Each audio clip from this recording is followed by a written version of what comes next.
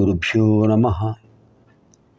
నారాయణం నమస్కృత్య నరం చైవ నరోత్తమం దేవీం సరస్వతీం వ్యాసం తతో జయముదీరయేత్.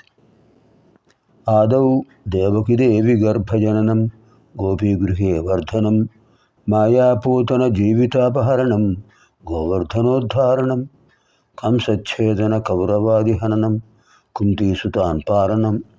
ఏతద్భాగవతం పురాణకథితం శ్రీకృష్ణలీలామృతం. ఓం క్లీం శ్రీకృష్ణాయ గోవిందాయ గోపీజనోల్లభాయ నమః. ఓం క్లీం శ్రీకృష్ణాయ గోవిందాయ గోపీజనోల్లభాయ నమః. ఓం క్లీం శ్రీకృష్ణాయ గోవిందాయ గోపీజనోల్లభాయ నమః.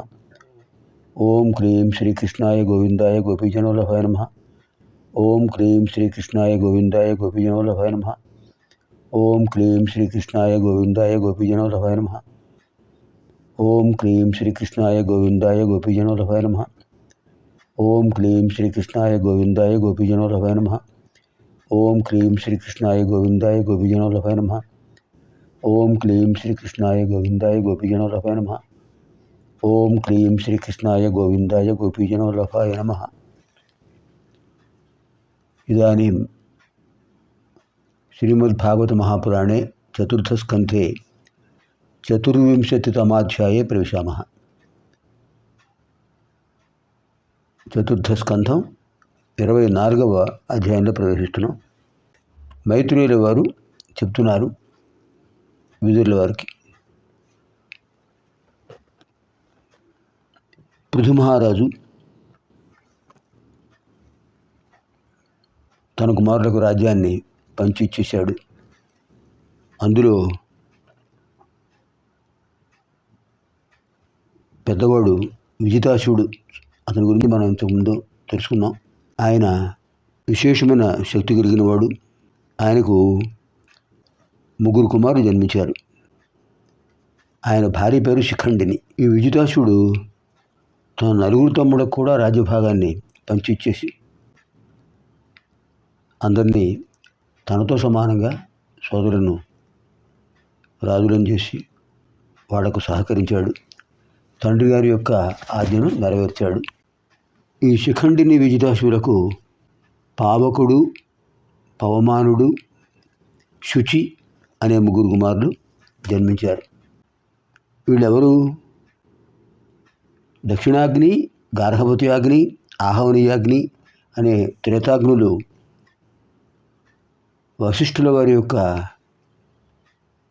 ఆదేశంతో, అంటే వారి యొక్క అపరాధాన్ని అనుసరించి ఆయన ఆదేశం ఇచ్చారు. వాళ్ళు ఈ దంపతులకు పుత్రులుగా జన్మించారు, శిఖండిని విజితాసులకు.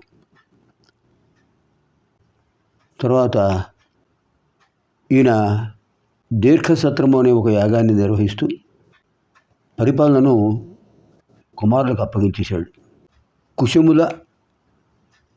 కుశములపై సంచరిస్తూ ఉండేవాట.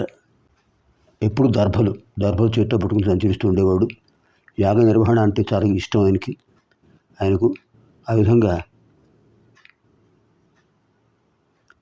విశేషమైన ఖ్యాతిని పొందినటువంటి ఆ విజితాసుడు ప్రజల నుంచి పన్నులు వసూలు చేయడం తనకు ఇష్టం లేదు కనుక అసలు పరిపాలననే పూర్తిగా విడిచిపెట్టేసి యాగ నిర్వహణే చేస్తున్నాడు. ఆ విధంగా దృఢమైనటువంటి భక్తి భావనతో ఆ విజితాసుడు వైకుంఠం చేరాడు. తర్వాత హవిర్ధానుడు ఇతని వంశంలో చాలా ప్రసిద్ధి పొందినవాడు. హవిర్ధానుడు, ఈ హవిర్ధానుడు అతని భార్య హవిర్ధాని వారికి బర్హిషదుడు, గయుడు, శుక్రుడు, కృష్ణుడు, సత్యుడు, జితవ్రతుడు అని 6 కుమారులు జన్మించారు. తర్వాత హవిర్ధానుడి కుమారుడు బర్హిషదుడు చాలా విశేషమైన తపస్సు చేసి ఎల్లవేళల దర్భలు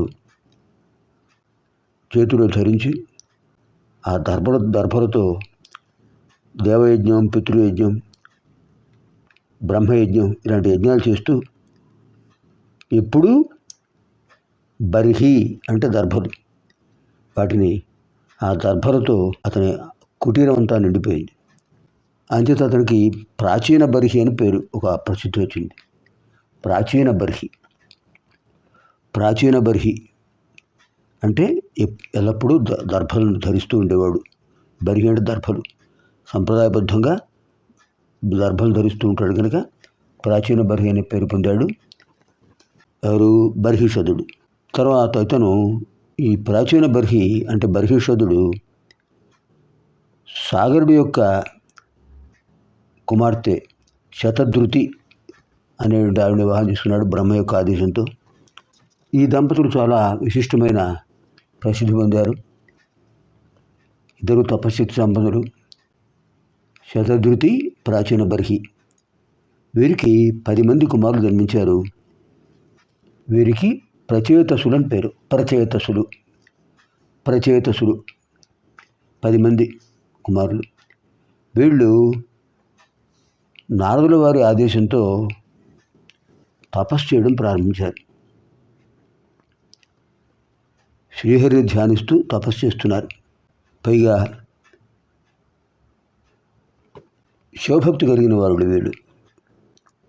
ఈ 10 మంది కూడా శివభక్తి కలిగిన వాళ్ళు.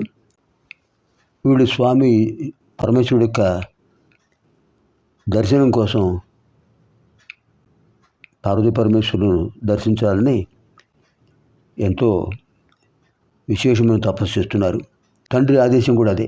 ప్రాచీన బర్హి తన కుమారుడితో చెప్పాడు, మీరు పార్వతీ పరమేశ్వరుని ఆరాధించండి అని. అలా వీళ్ళు పశ్చిమ దిగ్భాగానికి వెళ్ళి అక్కడ విశేషమైన ఒక మహాసరోవరం కనిపించింది. ఆ సరోవరంలో నిర్మలంగా ఉన్నటువంటి ఆ జలాల్లో సంచరిస్తూ ఉన్నారు వీళ్ళకు జలములు అంటే చాలా ఇష్టం.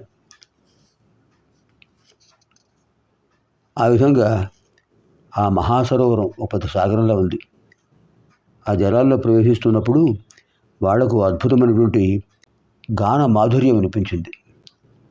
గంధర్వులు గానం చేస్తున్నారు. ఎక్కడిది ఈ గానం అనుకుంటుండగా పార్వతీ పరమేశ్వరులు కనిపించారు. పార్వతీ పరమేశ్వరులను స్తుతిస్తున్నారు గంధర్వులు. ఆ విధంగా ఆ ఆది దంపతుల దర్శనం అయింది. ఇద్దరికీ నమస్కారం చేశారు ప్రచేతసులు 10 మంది కూడా. అప్పుడు పరమేశ్వరుడు వారికి మంత్రోపదేశం చేశారు. నాయనా, మీరు మీ తండ్రి గారి యొక్క సంప్రదాయాన్ని అనుసరించి తపస్సే జీవిత పరమావధిగా చేస్తున్నారు. చాలా సంతోషం. నేను మీకు శ్రీహరి స్తుతి చెప్తాను, వినండి. మీరు కూడా శ్రీహరిని స్తుతించండి. సృష్టి స్థితి లయకారుడు ఆయనే. ఆయన ఆదేశాన్ని బట్టి మిగతా వాళ్ళు దేవతలు దిక్పాలకులందరూ కూడా ప్రవర్తిస్తున్నారు అని పరమేశ్వరుడు ప్రత్యేకంగా శ్రీహరిని స్తుతించాడు. అద్భుతమైనటువంటి స్తుతి శ్రీహరి స్తుతి. శివకృత శ్రీహరి స్తుతి చాలా విశేషమైనది. ఈ ప్రచేతసులు ఆయన చెప్పినటువంటి స్తుతిని విన్నారు. అది మంత్రోపదేశంగా స్వీకరించారు. అలాగే పరమేశ్వరుడికి ఆదేశంతో అద్భుతమైన శ్రీహరి స్తుతి చేస్తూ శ్రీమన్నారాయణుడే సర్వం, సర్వం నారాయణమయం, సర్వం శ్రీహరిమయం అని ఆ ప్రచేతసులు 10 మంది కూడా అద్భుతంగా తపస్సు చేశారు. వారి తపస్సుకు పరమేశ్వరుడు చాలా సంతోషించి, రాజకుమారులారా, మీకు తప్పకుండా శ్రీ మహావిష్ణువు యొక్క అనుగ్రహం కలుగుతుంది. ఆయన యొక్క అనుగ్రహంతో మీరు మోక్షం పొందుతారు అని ప్రచేతసులకు పరమేశ్వరుడు చెప్పాడు. ఇది శ్రీమద్భాగవతే మహాపురాణే పారమహంస్యాం సంహితాయాం 4th స్కంధే 24వ అధ్యాయः. స్వస్తి.